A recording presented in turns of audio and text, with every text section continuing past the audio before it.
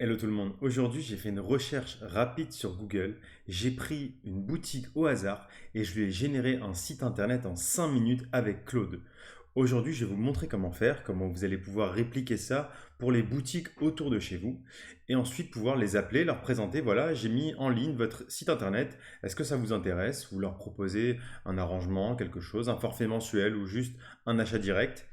Et grâce à cette méthode, vous allez pouvoir monétiser votre savoir et la création de votre contenu dans les boutiques alentours, les restaurants, les boulangeries, n'importe quel magasin qui n'a pas de site internet et qui devrait en avoir un. Parce qu'avoir un site aujourd'hui, c'est vital et il faut présenter un peu les offres qu'on a. Et parfois, les gens, les propriétaires n'ont pas le temps de mettre ça en place ou pensent que la gestion est beaucoup trop complexe. Et c'est là que vous intervenez et que vous allez pouvoir les accompagner dans cette création. Donc c'est parti, on va partir sur Google, on va prendre un magasin au hasard et je vais vous montrer pas à pas le setup pour créer la boutique de la personne et montrer, vanter ses services. Et ça va faire l'effet waouh parce que quand vous allez lui envoyer, lui montrer, et ben la personne va être un peu choquée parce qu'il y aura ses informations, il y aura les photos de sa boutique qu'on peut retrouver facilement sur Google et il va beaucoup plus se projeter que si vous l'appelez et vous lui dites voilà, est-ce que ça te dirait que je te crée un site internet, ça va coûter tant. Alors aujourd'hui, les gens, ils veulent voir des choses, ils veulent voir du contenu, du concret. Et donc, grâce à ça, grâce aux outils IA surpuissants qu'on a aujourd'hui, on peut aller beaucoup plus vite et proposer des choses bien plus réelles. Et on se retrouve pour la création tout de suite. Donc, pour démarrer, vous présenter ce que je vais faire. Je vais utiliser Claude. Donc, Claude, ceux qui ne savent pas, j'ai fait pas mal de vidéos dessus. C'est un outil d'IA qui permet de créer des sites internet très rapidement. Avant, il y avait plein de solutions comme WordPress, Shopify pour créer des sites e-commerce, mais voilà, fallait de la configuration, fallait maîtriser un peu. Aujourd'hui, en tapant du français et en étant un tout petit peu smart dans ce qu'on demande, on peut créer des choses assez folles et des sites internet assez dingues. Donc, je vais vous montrer comment je l'ai installé, comment on va trouver la boutique pour laquelle on va créer le site internet et on va setup ça pas à pas jusqu'au déploiement et vous allez voir que c'est pas du tout compliqué. Des fois les gens pensent qu'il y a une barrière énorme quand c'est pas codé, je sais pas par quoi commencer. Grâce à ça, vous allez pouvoir dès maintenant lancer un site et le mettre en ligne. Donc c'est parti, on démarre d'abord par le plus important, la recherche du point de commerce pour lequel on va créer un site. Donc ce que j'ai fait, je ne me suis pas embêté. Moi je suis en région parisienne, donc j'ai juste tapé boulangerie Paris dans lieu sur Google. Et donc ce qui est bien quand on descend, en fait on voit sur le côté ici site web. Par exemple pour ce site là on voit qu'il n'y a pas de site web. Donc je vais cliquer dessus pour vérifier. Et on peut voir que la boulangerie, la maison d'Isabelle, n'a pas de site internet. Alors c'est vraiment dommage parce qu'elle a 5200 avis, elle est dans une adresse assez centrale, dans le boulevard Saint-Germain à Paris. On peut voir ici qu'on a des petites photos de sa boutique. On voit le menu de la boutique, on voit des informations ici. Et c'est vraiment dommage de ne pas tout mettre ensemble dans un joli site. Et voilà, j'ai juste tapé un truc basique, boulangerie Paris. Et là, pour moi, toutes les boulangeries à Paris devraient avoir au minimum un site pour présenter les informations importantes. Et si vous tapez n'importe quoi, le restaurant pas loin de chez vous ou n'importe qui, vous allez voir qu'il y en a des tonnes qui n'ont pas de site. Là, j'en trouve un deuxième. Je descends un peu, eux ont des sites. Et après, il y a plein de pages comme ça, hein. Là, il m'a trouvé les boulangeries principales, mais à Paris, je ne sais pas il y a combien de boulangeries, mais je pense qu'il y a beaucoup qui n'ont pas de site internet. Donc c'est bon, on va dire qu'on a notre cible. On va faire le site internet de la boulangerie La Maison d'Isabelle. Donc je prends juste en photo cet élément-là, que je vais rajouter rapidement dans mon Excalibro, ici, pour voir la boulangerie qu'on a ciblée. Et très important, je vais aussi copier le lien de la boulangerie. Donc ici, je peux faire partager, copier le lien. C'est important, je vais m'en servir un petit peu plus tard. Et donc là, je mets juste le lien de la boulangerie pour ne pas le perdre. Donc là, j'ai, on va dire, toutes les informations qu'il me faut pour commencer. Et j'ai juste regardé rapidement, il y a 1203 boulangeries à Paris. J'ai tapé que les boulangeries, mais il y a aussi les laveries, tous les points de commerce, les petits points relais, les petites boutiques qui vendent des choses un peu bazar. Voilà, il y en a des tonnes et donc il y a vraiment matière à travailler quand on est un peu actif et qu'on a envie de faire des choses. Donc là, on va dire que pour la partie recherche, c'est terminé. J'ai pas cherché longtemps et du coup, c'est parfait. Vous allez pouvoir faire la même chose. Et on va démarrer tout de suite pour la partie création et je vais vous montrer le setup. On arrive dans la partie la plus intéressante, la création. Donc pour démarrer, on va juste installer Claude Code Desktop, donc pour Mac et pour Windows. Je mettrai la doc en commentaire pour l'installer. Donc moi je l'ai déjà installé, il est ici. Donc Claude Code Desktop, c'est un outil, une application qui vous permet d'utiliser le modèle Claude. Donc ici il y a les trois fonctionnalités principales de Claude qui sont le chat pour les discussions courantes comme ChatGPT, voilà, les questions de tous les jours. Fais-moi ma liste de courses, donne-moi des idées de recettes pour ce soir. Cowork qui permet de faire des actions sur votre bureau. Et l'outil que j'utilise le plus qui est Code. Donc là, ce que j'ai fait, c'est que j'ai démarré une nouvelle session. Je lui ai juste dit bonjour et je me suis placé, vous pouvez sélectionner un dossier, je me suis placé dans le dossier où je gère tous mes projets. En fait, ça va être aussi simple que ça, mais on va le faire ensemble pour vous montrer un peu la réflexion et le cheminement de comment je l'ai créé. Je vais lui dire directement, je veux créer. J'ai tapé un prompt plutôt basique. Donc, moi, j'ai une librairie de prompts pour créer des sites pour des clients qui sont bien plus élaborés, mais je vais vous montrer qu'en partant d'une petite phrase, on peut aller très loin et faire vraiment des sites très très élaborés et avancés. Donc là, ce que je lui ai dit, je veux créer le site web d'une boulangerie, la Maison d'Isabelle. Ce point de vente n'a pas de site et j'aimerais donc lui en proposer un. On va essayer de récupérer au maximum les infos présentes sur sa fiche Google. Donc j'ai donné le lien que j'ai récupéré avant, pour ça que c'est important. Il y a pas mal d'avis et de photos qu'on peut récupérer. Donc je vais le lancer avec ça de façon basique pour lui créer le contexte et voir un peu les questions qu'il me pose, est-ce qu'il a besoin d'informations ou est-ce qu'il arrive à se débrouiller totalement. Je vais juste lui dire créer un dossier Maison Isabelle. En fait, c'est pour pas me mélanger, je lui demande de vraiment créer un dossier pour séparer les choses et avoir vraiment uniquement les informations de sa boulangerie dans un dossier. Je le lance, c'est parti, et ça va pas être long, vous allez voir, il va rapidement nous poser des questions, essayer d'un peu de diagnostiquer notre besoin et pouvoir après facilement répliquer. Donc là, tout de suite, il me demande une permission. Donc Claude demande souvent des permissions parce qu'on l'autorise à faire des choses. Donc là, il va aller récupérer sur Internet les informations de la fiche Google. Moi, je vais cliquer sur toujours autoriser pour accélérer les choses. Et il continue ses recherches. En plus du lien que je lui ai donné, il a trouvé un autre article sur le Parisien. Donc c'est un blog qui a l'air de parler des boutiques à Paris, des boulangeries à Paris. Donc pareil, il veut récupérer les infos pour un peu étoffer le site. Donc il a pris l'initiative lui-même, hein. Je lui ai rien demandé, donc je vais l'autoriser. C'est ça que j'adore, c'est l'intelligence qu'il a. Là, il a trouvé des reviews de cette boutique sur TripAdvisor. Pareil, il a trouvé aussi d'autres articles sur la boutique. Donc je continue, je l'autorise à tout récupérer pour me faire un petit condensé. Il aura déjà pas mal d'informations et va pouvoir avoir une idée plus claire. Donc plus on va être précis en fait dans la création de ce site, dans les éléments qu'on affiche, plus quand on va le présenter au boulanger, en l'occurrence, il va se projeter dans le site, il va dire waouh, j'ai l'impression vraiment qu'on l'a fait côte à côte avec moi, alors qu'on a juste récupéré les informations disponibles sur Internet de cette boutique. On a avancé un petit peu, j'ai passé 2 minutes de la vidéo, donc là on voit le temps qu'il a tourné, ça fait 4 minutes 6, et là il me dit j'ai assez d'infos pour bâtir le site, je crée une page one page en HTML, CSS et JS, déployable n'importe où. Donc il a trouvé que c'est la maison d'Isabelle, l'adresse, la propriétaire, les horaires d'ouverture, les récompenses. Donc là on a vu que la boutique a eu des récompenses. C'est dommage que ça soit pas mis en avant parce que c'est un truc super important ça, que moi j'ai envie d'aller voir sur un site internet avant de me rendre dans la boulangerie.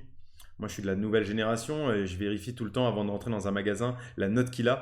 Et là, j'ai envie de voir des choses sur son site. Et donc là, il est en train de me créer le fichier index.html qui va correspondre au site internet. Donc vous avez bien vu, je n'ai pas codé. Vous n'avez pas besoin ni d'apprendre l'HTML, ni d'apprendre le CSS, ni d'apprendre le JS, mais d'apprendre à bien écrire des prompts pour pouvoir facilement créer des sites. Donc là, on a une première preview. On voit qu'il manque le style. Il manque plein de choses. Ici, il a mis des premières photos, mais c'est pas encore très joli. Donc là, on voit ce qu'il me dit. J'ai créé le site, il y a 3 fichiers. J'ai mis des données réelles à compléter pour la mise en prod, le téléphone, parce qu'on n'a pas le numéro de téléphone de la personne, on ne sait pas comment la contacter. Et il me propose même un nom de domaine. Donc je vais juste recharger la page pour voir si c'est pas foiré. Donc là, ouais, il y a un problème avec le menu et le style. Donc là, il a eu un premier loupé, il n'a pas réussi à mettre le style. On voit qu'il n'y a pas de style. Donc là, c'est pour ça qu'il faut avoir un minimum de compétences. En fait, j'ai vu qu'il a créé du style, mais le style n'est pas affiché. Donc je vais juste le dire. Je pense qu'il y a un souci sur le style. Il n'est pas chargé. Il a fait même un design system avec des couleurs crème, chocolat, caramel. Voilà, pile dans le thème d'une boulangerie. Juste, le seul souci, c'est que les photos, j'ai un doute. Est-ce qu'elles ont bien été prises sur la boutique? Donc là, il me dit que la preview... Ouais, effectivement, ouais, d'accord, je comprends le problème. En fait, il a bien chargé le composant, mais la preview de Claude Code ne charge pas le style. Alors pour moi, ça le faisait, je pense qu'il a dû se louper sur un truc. Donc vous avez vu ici que dans Claude Code, il vous permet d'ouvrir une page HTML. Donc ce que je vais faire, moi, je vais l'ouvrir dans mon navigateur pour tester. Donc ce que je vais faire, je vais prendre l'URL, je vais retourner dans mon navigateur et l'ouvrir ici. Et voilà le résultat bien plus joli. Donc La boulangerie-pâtisserie bio Paris 5e, le pain, la viennoiserie, l'âme du quartier latin. Donc là, on voit qu'il m'a pris des photos assez cool. Le croissant au beurre, la baguette d'Isabelle, mais il m'a pas mis une photo de baguette, c'est dommage. Le salé du midi. Waouh, c'est ouf. Donc là, on voit qu'il y a eu aussi un problème sur les avis. Il nous a sorti des avis qui sont pas du tout localisés. Donc là, une personne de Londres, de Los Angeles, de Chicago. Bon, ça se voit que c'est fake. Et aussi, ce que j'aime pas, c'est que les images, il les a du coup trouvées sur Internet. Donc il a piqué des images qui existaient. Et on va lui donner des informations complémentaires pour l'aider à enrichir ce site avec des données réelles. Donc je vais vous montrer comment faire ça. On va retourner sur la fiche de la boutique. Et ce que je vais faire, c'est que je vais essayer de prendre dans la liste des avis quelques avis. Donc je ne vais pas m'embêter, je vais aller dans les avis utilisateurs. Je vais prendre les meilleurs avis. Donc là, si je vais sur la fiche Google, est-ce que je peux filtrer que sur les 5 étoiles 5 étoiles, 5 étoiles. Non, malheureusement, je ne peux pas filtrer sur les 5 étoiles. Mais je vais prendre... je réfléchis comment faire. Donc voilà, j'ai trouvé quelques avis 5 étoiles ici. Je vais en déplier. Je vais prendre juste le début. Par exemple, je vais prendre ces noms-là. Je vais le copier. Je ne vais pas prendre les 1 sur 5. Donc juste cela. Ici, je retourne sur Claude et je vais lui dire les avis ne sont pas bons. Ce doit être en France et pas dans des pays étrangers. Voici quelques avis. Inspire-toi-en. Voilà, je lui donne la liste en vrac comme ça et il va se débrouiller. Et deuxième chose que je vais faire très importante pour vraiment enrichir l'offre, c'est que je vais retourner sur la fiche de la maison d'Isabelle ici et je vais prendre quelques vraies photos. Donc ici, je vais copier l'adresse de l'image et je vais lui demander d'utiliser les vraies photos. Donc je vais lui faire une petite liste de la devanture, de la vitrine avec des produits pain au chocolat. Donc je vais lui donner une photo 1. Ici, je vais lui donner aussi la photo de la boutique. Donc, je retourne dans Claude et je vais lui dire photo de la boutique de dehors. Et une dernière photo pour que ce fasse un peu plus réel. Ici, je vais prendre ça par exemple. Je trouve que ça donne envie. Copier l'adresse de l'image. Je vais mettre photo de religieuse et d'éclair dans la boutique. Et en haut, j'ai oublié de préciser, je vais lui dire remplace certaines photos fake par des vraies photos que je t'envoie ici. Et en fait, ici, ça va permettre d'avoir vraiment plus de personnalisation dans le site, plus d'informations pour le client. Et là, on voit qu'il m'a tout de suite dit, voilà, j'ai remplacé les avis Google par des vraies personnes avec des avis cohérents. Et en fait, je vous ai passé un peu rapidement, mais en fait, il m'a généré juste un fichier HTML ici. Donc, ce que j'ai fait, c'est que j'ai copié le chemin du fichier. Je l'ai juste tapé ici dans mon URL et je me suis rendu sur les informations et on va vérifier dans les avis. Il m'a envoyé, voilà, il m'a utilisé des vrais avis. C'est plus parlant, il y a des vrais noms, donc on peut voir que c'est plus inspiré. Il m'a même mis la map ici avec l'itinéraire directement sur Google Maps, donc ça c'est assez incroyable. Donc il a terminé, apparemment les photos sont intégrées, on va aller vérifier ça rapidement. Donc je recharge la page et ici on voit les vraies photos. Une chef pâtissière du Perche, place Maubert, la vraie photo de la boulangerie. Bon, il a gardé un peu la héros derrière avec le croissant. Ça me va de garder une photo générique à cet endroit-là, pas besoin de le mettre en premier plan. Et si je descends, je vais essayer de retrouver les autres photos que je lui ai envoyées. Donc ici c'est la vraie devanture et ici c'est les vraies pâtisseries qu'il a mis en place. Pour le reste, il a gardé des photos, mais vous pouvez aller beaucoup plus loin dans la personnalisation, voilà, en passant un peu plus de temps pour affiner les photos, pour affiner le texte par rapport aux commentaires, pour essayer de creuser plus d'informations. Mais nous, en fait, pour la partie création, on va s'arrêter là et on va essayer d'aller jusqu'à la partie déploiement. Donc, je vais vraiment vous montrer le flow de bout en bout pour créer un site, le déployer, l'avoir en ligne et le présenter à la boulangerie. Demain matin, vous vous rendez directement là-bas et vous lui montrez le site qui a été fait pour elle. Donc là, on va continuer sur le déploiement. Et je continue encore avec Claude parce que je voulais vous parler des solutions, mais je vais vous montrer comment c'est un outil tout en main. En fait, là, je fais comme si je n'y connaissais rien et je lui demande la suite. Ok, super, je veux déployer ça le plus simplement et rapidement en ligne sur une page web pour le présenter à la personne. Comment faire? Donc, je vais lui demander comment le mettre en place et il va m'expliquer comment le mettre en place. Donc, il m'envoie sur Netlify Drop, donc c'est un des sites les plus connus et les plus simples pour le faire. Et je vais essayer de faire le setup complet. Donc, il m'est d'aller sur app.netlify.drop. Donc, je vais copier le lien et me rendre directement sur le site. Donc, il m'a proposé la solution Netlify Drop, mais en fait, moi, à l'ère de l'IA et des agents IA, ce que j'ai envie, c'est d'automatiser au max cette chose-là. J'ai même pas envie de déplacer le dossier et de le mettre à cet endroit-là. Et en fait, Netlify, ils ont un outil qui s'appelle Netlify CLI.